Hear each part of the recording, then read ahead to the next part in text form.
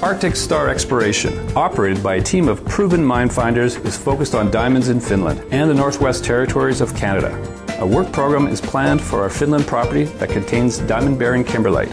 Arctic Star trades on the TSX Venture Exchange, symbol ADD, and the Frankfurt Exchange, symbol 82A1. Please visit our website at arcticstar.ca or call us at 604-689-1799. You're listening to HowStreet.com radio, available online at TalkDigitalNetwork.com. Welcome to HowStreet.com radio, the online source for market opinions. Here is Jim Goddard. My guest is home ownership consultant Ross Kay from thewealthyhomeowner.ca. Welcome back to the show, Ross. And thanks for having me back, Jim. Ross, since our show last week, there have been so many stories with headlines that range that there's been a 10% drop in Canadian home prices in March. Others say prices are actually increasing. How are you supposed to know which stories to believe and which ones to ignore? Well, I'm going to tell you, I'm prepared today. I figured you were going to ask me that question. So here's what I've done. Is I did a Google search in preparation for today, and I want your listeners to hear the following. This is what, over a 72-hour period, these are headlines that appeared in the largest media outlets in Canada. Canadian home prices flat in March as the Toronto market pauses. The aggregate price of a home in Canada rose 6.2%. The average price of a home drops over 10% year over year. February home prices fall amid rate hikes. March home sales plunge. Median house price posts a 6.2% year-over-year gain. These are all headlines that appeared in mainstream media, major media outlets, over a 72-hour period. Now, I want your listeners to hear the similar comments by the similar mainstream media about the Toronto Stock Exchange. TSX remains slightly higher. TSX forges ahead. TSX rises. TSX gains. You never, ever hear conflating opinions of the prices of the stock market. An asset class that is way smaller than what home equity is. Yet every single month in Canada, Jim, you hear nonsense like I just repeated. We are looking at a spread of minus 10% drop to a 6% gain. And this is from major media outlets in Canada, the biggest companies. And they can't get the message straight. They can get the message straight about the stock market, but they can't get the message straight about the Canadian home market, the home ownership market. Well, Ross, one thing different is the stock market is regulated and they have rules about what you can report. Real estate is still the Wild West, isn't it? No, and that's where the real irony is here, Jim. I had to quit selling real estate years ago in order to legally and ethically be allowed to speak about housing markets. Because when you have a real estate license in any province in Canada, if you are going to earn real estate commission, you are not allowed to legally discuss the housing market. So whether it's the Real Estate Council of British Columbia or the Real Estate Council of Ontario or the Real Estate Council of Alberta, no matter where you're selling real estate, those legislative bodies have told realtors, sales reps, brokers, brokerages to keep your mouth shut because you don't understand how a housing market functions, and we don't want the public to be misled by your advice. There's nothing wrong with the Real Estate Board of Greater Vancouver's Cameron Muir making comments about the housing market because Cameron doesn't have a real estate license. the Real Estate Council of British Columbia has no control over what the Real Estate Board of Greater Vancouver says. All of the members are supposed to keep their mouths shut. The same thing in Ontario here, my home market. So even though I knew everything that was happening in the housing market, had studied the market for 25 years, sold thousands of homes, knew virtually anything that was going on in the housing market, I kept my mouth shut. Because the provincial regulator said, Ross, keep your mouth shut. The Canadian Real Estate Code of Ethics says, keep your mouth shut. The Code of Ethics in the Provincial Real Estate Code says, keep your mouth shut. My local real estate board told me, keep your mouth shut. Those were all the rules that I had to accept if I wanted to earn commission. And I respected those rules, as did my parents, my wife, my great uncle, all of 3 generations of my family. We respected those rules. And I had to quit if I wanted to step back and criticize Cameron Muir. I had to quit if I wanted to step back and criticize the Canadian Real Estate Association. And I respected the fact that I had to quit, so I quit. I mean, your listeners have to understand, after my family being in the business 40 years, I really didn't have to do anything else with my life. I just had to sit back and have my past clients call me and say, hey, Ross, I want to buy or sell a house. And I would write the contract and it would be done. Until in 2010, I realized the Canadian Real Estate Association was lying to the public about real estate info data, and that everybody believed them. Okay, Ross. So, Ross, we're getting these conflicting stories in. Who do we believe and what is really going on? Okay, so I know this sounds ridiculous, Jim. Like I understand how ridiculous this sounds. You can't listen to any of them. I just gave you an example. The Terranet National Bank House Price Index comes out and says prices are up 6.2% in Canada. The Royal LePage House Price Median Price Index says they're up 6%. The Canadian Real Estate Association comes out and says they're down by 1.9% seasonally adjusted. Then the Canadian Real Estate Association says they're down by 10.6%, not seasonally adjusted. The real price is down 10%. All of it is hogwash. All of it is nonsense, Jim. What happens is the sales mix across the nation is constantly shifting. Housing prices did not go up 33% in the Greater Toronto area for single detached houses in March of 2017. And they have not fallen 20% this year. That is a myth.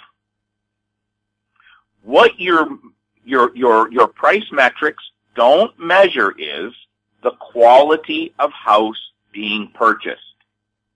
That is why you get these big spreads. Do your listeners actually believe housing prices go up and down $100,000 a month across Canada? I'm assuming they're saying, of course that isn't true, Ross. Of course, that's just nonsense. We know that. No, you don't know that, because the real estate boards tell you otherwise. And at the end of the year, nobody talks about what they told you the 12 previous times they released monthly real estate stats during the month. They only talk about the year end. And you've forgotten all the BS you were told during the year. This 72-hour period, Jim, like this 72-hour period, the major news outlets in Canada said at one time prices are increased 6.2% in March, and at another time they said they dropped 10.6% in March. Like, we're talking $150,000 swing in value. A $75,000 swing in value. What are these people talking about? Your listeners need to understand this. Over the long haul, your home ownership decision is probably going to be the best one that you're ever going to make. You are going to pay off your mortgage. Your house is going to appreciate on a given scale. Okay, that scale is a black and white issue. That can be calculated.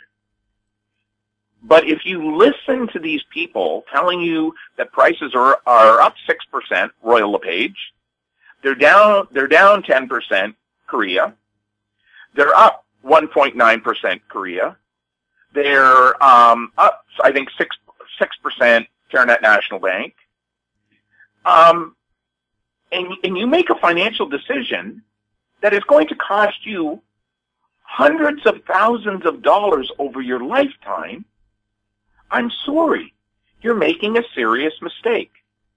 And I know everybody says, well, shouldn't we just be able to go out there and get house prices? I just told all your listeners, every single house price metric out there is wrong. All of them. You have the world-leading global economists, some who have won Nobel Prizes. They are wrong. The reason why I can come on this show and 6 months later our forecasts are proven to be 100% accurate is because a housing market moves in a certain way, and it moves that way all the time. The sales mix is constantly shifting. Right now, we have a sales mix at the national level that is shifting out towards British Columbia. That is not allowing real house price declines to be shown. I ask your listeners, go to Google and Google historic Canadian house price charts and click images. And you're going to see dozens and dozens and dozens of house price charts that do not show a housing correction during the 1990s. There is no plummeting of house prices in the 1990s. Everybody in Ontario knows where it's 45% of the houses exist. There was a huge house price correction in Ontario. There were families that were wiped out because of the house price correction of the 90s. Yet when you look at the charts, that information doesn't show up. Unless you're getting true house price metrics. And in all fairness, unless you're paying someone to give you those house price metrics, you are going to be lied to. It's no different than Mark Zuckerberg down in the States in your Facebook. If you wanted to get something from free from Mark Zuckerberg, he's going to take something else from you in exchange. That's your personal data. If you want to get free real estate advice from Canadian real estate associations, then they're going to take something away from you. That's your right to understand how a housing market functions. That's the way it goes, Jim. We'll have more with Ross Kay right after the break. Glance Technologies owns and operates Glance Pay, a disruptive mobile payment technology now live in 16 cities in Canada and about to launch in the U.S. With revenues up 664% in the last quarter, Glance Technologies has the potential to be a worldwide leader in an industry projected to grow to $1.3 trillion in 3 years. Glance Technologies stock symbols are GLNFF in the U.S. and GET in Canada. Find out more at glancepay.com. Hi, I'm Douglas Mason, President and CEO of Magnum Gold Corp Inc., MGI on the TSX Venture Exchange. A 2015 drill program on the LH property intersected high-grade gold, including 16.9 meters of 13.58 grams and 11 meters of 20.66 grams per ton gold. A follow-up drill program is planned to further evaluate previously identified subsurface high-grade gold mineralization. Please visit our website at magnumgoldcorp.com. Welcome back. We're chatting with Ross Kay. So, Ross, the original question remains, does it really matter if you're looking for a detached home, a townhome, a condo, on whether prices are going up and down? No, it depends. It matters, Jim, in terms of what is the best time for you to buy, and it matters on whether what price point that you're being given, how much of it is believable. You look out at your way right now in Vancouver, okay? You are only this spring realizing the $37,000 the British Columbia government gave to first-time buyers last year, how that's impacting your condo prices.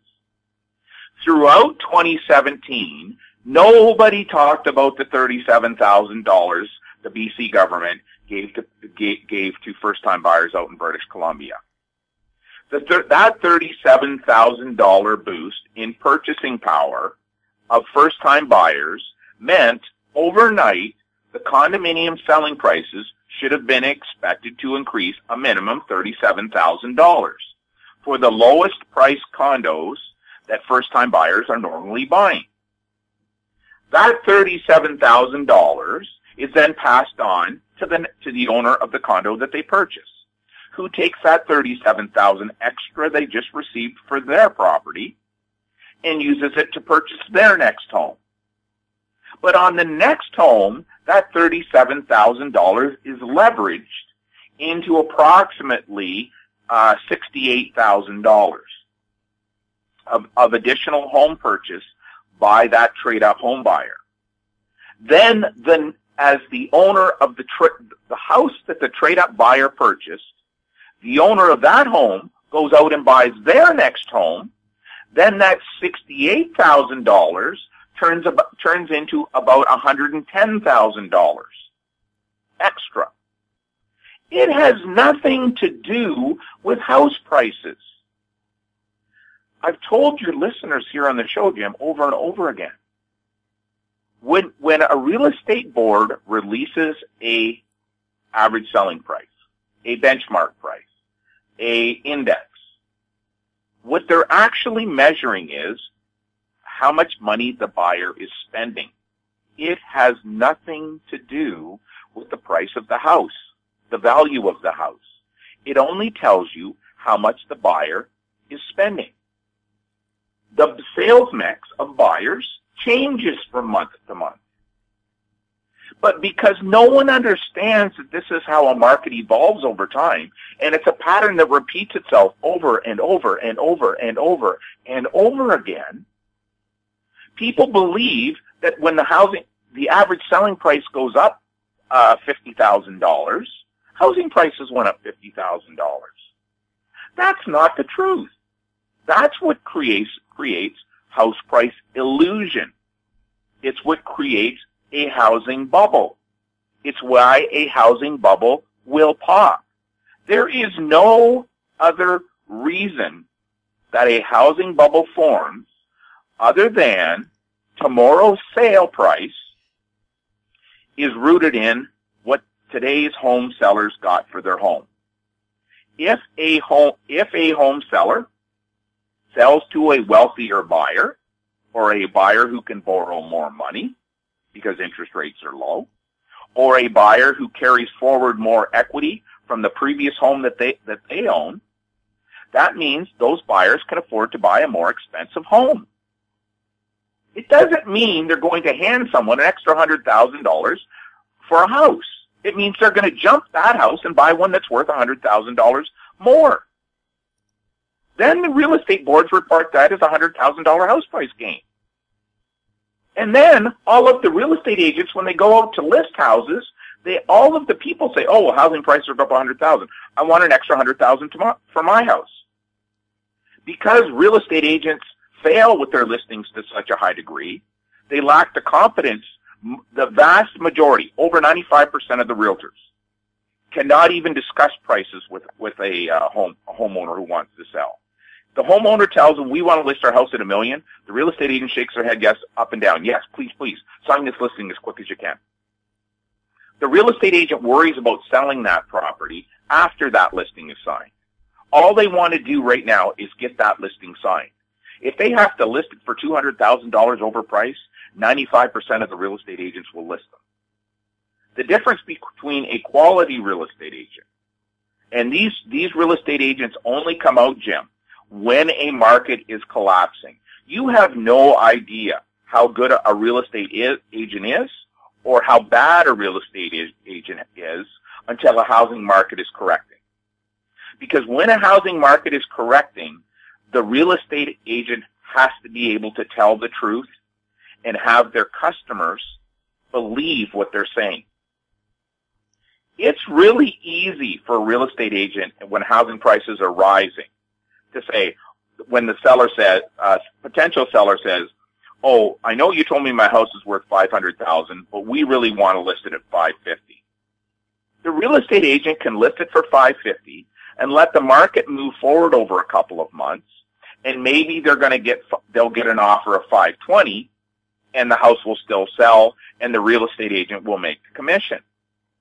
It's a totally different understanding when you have to tell a customer, a seller, a homeowner, hey, if you don't sell your house for $500,000 today, 6 months from now it's only going to be worth $450,000. And have those people believe what you're saying is to be true. The reason why my family was our most successful, where we were ranked number one in Canada for RE/MAX for 7 consecutive years, was during the late 1980s, meaning starting 1989, and the early 1990s, while the Ontario housing market was collapsing. The reason why we were able to have that status at that time was because people believed us. We could sit down with the paperwork and show them. We maintained a staggering 99.8% list-to-sales ratio during the 1990s. The Ontario average at that time was somewhere around 18%. So that means for every 1,000 houses we would list for sale, we would sell 998 of them. The industry would sell 180. That's what separates experienced, valuable real estate information from everything else. And that's really what the problem is, Jim. Because the failure of realtors is so high, less than 5% of all the realtors make enough money that they really should be in the business. Everybody else should really quit and go get a part-time job or 2 part-time jobs at Rona, because the number of hours you work in real estate trying to make minimum wage means you could have 2 full-time jobs somewhere else. But they don't see it that way. They want to make that quick hit. Oh, my cousin's going to sell their house. I'm going to sell my cousin a house and I'm going to make $20,000. Sure you are. And your cousin's going to get bad advice. And your cousin is going to be nailed with an extra, $150,000, $200,000 worth of mortgage payments over the next 25 years. Now, it doesn't matter as much today because with interest rates being so low, you're not going to get those 100,000. Listeners have to understand, when we were selling houses, when we were number one in Canada for RE/MAX, in other words, our team outsold all other teams in the world for RE/MAX. So I'll be black and white. That's what the situation was. It meant that when we were selling a family a house, we knew that they were going to pay over $300,000 of mortgage interest. We knew that that's what they were signing up when we sold them a house. We would never treat anybody with the disrespect that you're going to cause them to pay $300,000 worth of interest. It wasn't in our DNA. We would explain to them that that's what they were going to have to do, and then they would decide if they wanted to do it or not. Real estate's not bought and sold that way, as you know, Jim. The real estate agents just tell you la, fairy tales, fairy dust. The market's going to go up forever. Oh, it's a great time, always a great time to buy. Oh, housing prices are up 6%. No, they're down 10%. No, they're over 12%. The housing market's turned. It's stabilizing. That's the nonsense that you get, Jim. We'll have more with Ross Kay right after this. MGX Minerals is revolutionizing the new energy economy with patented lithium extraction technology, replacing traditional solar evaporation using low-cost, low-energy nanofiltration. The first system of this paradigm shift technology is currently being commissioned. MGX Minerals trades on the CSE, symbol XMG, the OTCQB, symbol MGXMF, and Frankfurt, symbol 1MG. For more information, visit our website, mgxminerals.com. Don't miss out. Stay informed. Receive the HowStreet.com weekly recap with thought-provoking podcasts, radio, and articles delivered to your inbox. Sign up for the HowStreet.com weekly recap on our homepage at HowStreet.com. Welcome back. We're speaking with Ross Kay. Ross, if we can get some quick answers to these 3 questions. Some people are wondering if Doug Ford is elected Premier of Ontario, will he scrap the foreign buyers tax? And if he does, will that just cause the housing bubble to start increasing in size again? Okay, So let's say Ford's elected, and let's say that the realtors, the Toronto Real Estate Board, Ontario Real Estate Association, RE/MAX, Royal LePage, all the talking heads for organized real estate. Let's say that they convince Doug Ford that that's what he needs to do, and he does it. Even that is not going to impact the road ahead. Foreign buyers in a market the size of Toronto have zero impact. Zero. The GTA housing market is so huge. You would take tens of thousands of foreign buyers coming into this market for it to impact it. This is not like Vancouver. Your listeners need to understand. Nobody uses the benchmark price in Toronto. Nobody is that foolish. Only in British Columbia has the public been conned by organized real estate, British Columbia Real Estate Association, with the benchmark price. That doesn't happen in Toronto. People aren't foolish enough to believe the real estate board. If the real estate board convinced Doug Ford to drop the foreign buyer tax, it will have no impact on this housing market. It is a mathematical impossibility unless everybody liquidates everything they own in China and move to Toronto. Okay, Ross, we've heard a realtor describe housing as a stable asset class. Your thoughts on that? Home ownership over a 25-year period is a stable asset class if you're expecting a gain of real house prices. So what you've watched out in Vancouver is not real house prices. What people have watched in the GTA is not real house prices. You are watching house price inflation. Anybody who thinks a condominium, a high-rise condominium in Vancouver is worth $1 million, for the sake of the argument, a small two-bedroom condominium is worth $1 million, you are dreaming. If you think a single detached home in Vancouver is worth $3.5 million, you are crazy. It's not worth that. Housing prices are only worth what people can afford to pay for them. Nothing more, nothing less. House prices go up. Housing prices, if you own a home, your home will increase on a steady basis going forward. There's a number called real house price inflation. And if you know how to calculate real house price inflation, you know what your house is probably going to be worth 25 years from now.